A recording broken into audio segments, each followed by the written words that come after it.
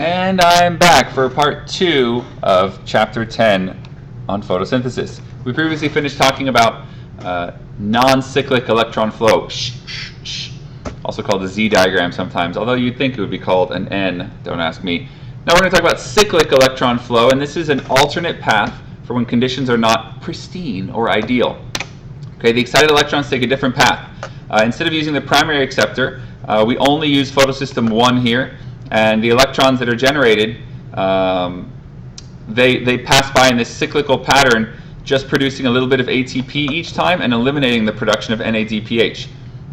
This, of course, doesn't allow the Calvin cycle to function properly, but it does produce a little bit of ATP for the plant, and also doesn't use up a lot of water. So consider under dehydration type situations, you can avoid photosystem 2 by not splitting new water each time to make or to provide new electrons. You can just keep reusing those same electrons.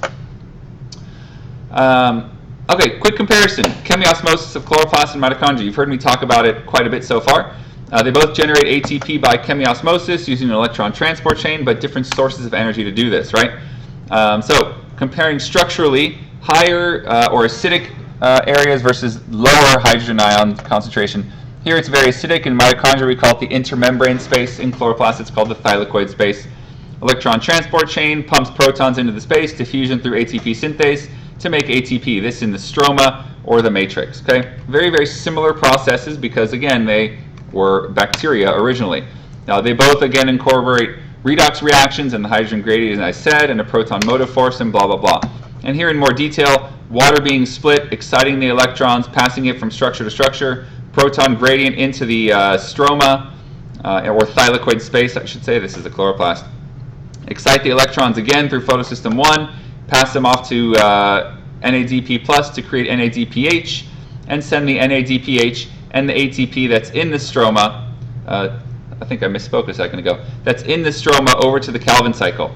This electron transport chain happens on the membrane.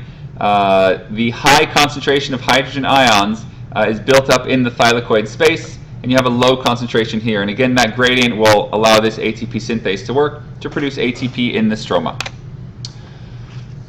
More details on the Calvin cycle now. Okay, Calvin cycle uses the ATP and the NADPH from the light reactions to produce sugar. It takes a bunch of CO2s and combines them together to make sugar. Very similar to the citric acid cycle, but it's kind of the flip, the inverse. And it occurs in the stroma as well of the chloroplast. The Calvin cycle has 3 parts. Carbon fixation, that's like the initiation step. Then reduction, a series of steps where reduction occurs, NADPH drops off its electrons. And then finally, the final phase, or regeneration of the original CO2 acceptor so that you can keep running the cycle. So here's the overall process, okay? You input first carbon fixation, entering CO2s one at a time. This enzyme, which will become important in a second, called Rubisco, I know it sounds like a cereal, right? Takes each CO2 and combines them together to make a more complicated 6-carbon first off, and then multiple, then 6 3-carbon molecules. ATP is added to rearrange this 3-carbon molecule and add a phosphate group on the other side. So 3-phosphoglycerate becomes 1,3-bisphosphoglycerate, or 2 phosphates, 1 on each side. There's still 6 of them. Okay. Now we get to the reduction step. Okay.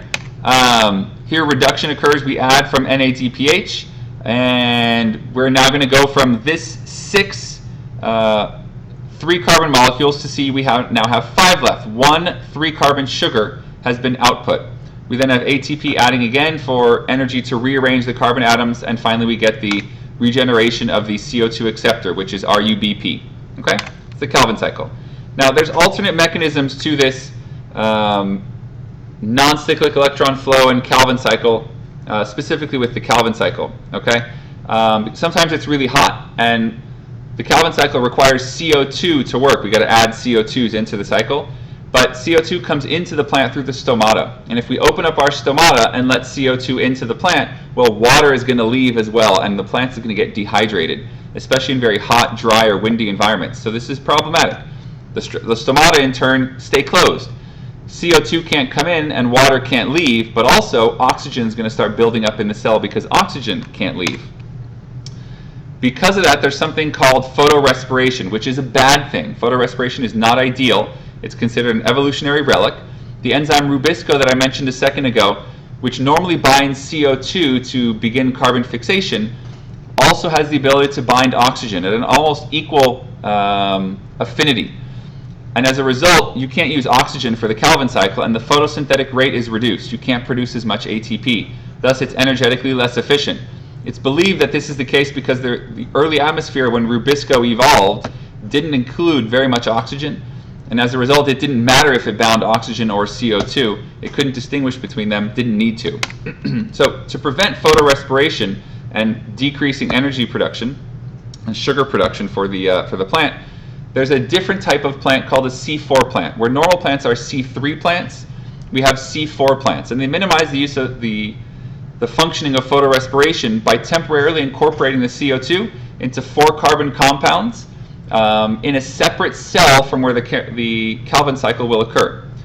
CO2 gets taken into mesophyll cells, put into this organic molecule that's 4 carbons, and then only then will it move one CO2 into the bundle sheath cells where the CO2 levels can be maintained high. So it separates where oxygen is going to build up in one cell, the mesophyll cells, and separates where it can keep oxygen levels low in the bundle sheath and CO2 levels high.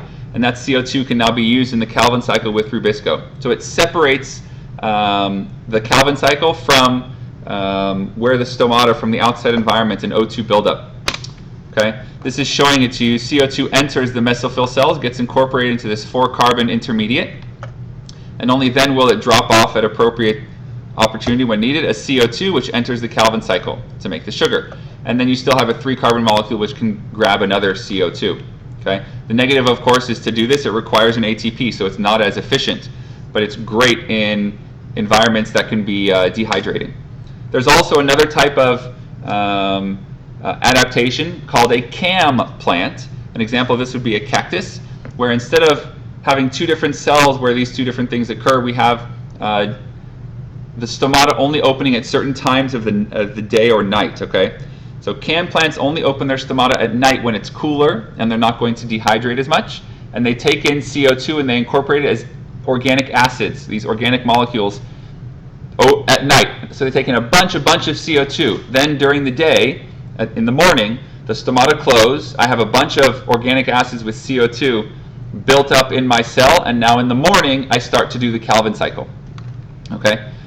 During the day, the stomata close. The CO2 is released from the organic acids and used for the Calvin cycle. Again, you can see why we don't call it the dark reaction. And this is going to help eliminate water loss, transpiration from the stomata when it's hot. This is comparing the two, where camplants, here you have sugarcane. Sugarcane is a C4 plant. You have it's spatially separated, so by location or space. And camplants are organized temporally or time-based, night versus day. Both different adaptations. Okay. Here's comparing all 3 of them: a normal C3 plant, a C4 plant, and a cam plant. You see the incorporation of day and night there.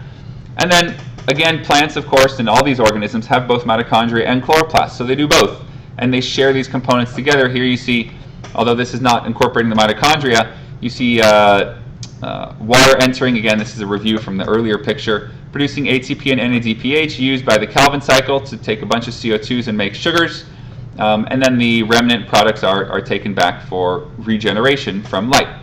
And this provides energy and building blocks for systems such as sugar and so on for identification and blah blah blah. And that is the end of chapter 10.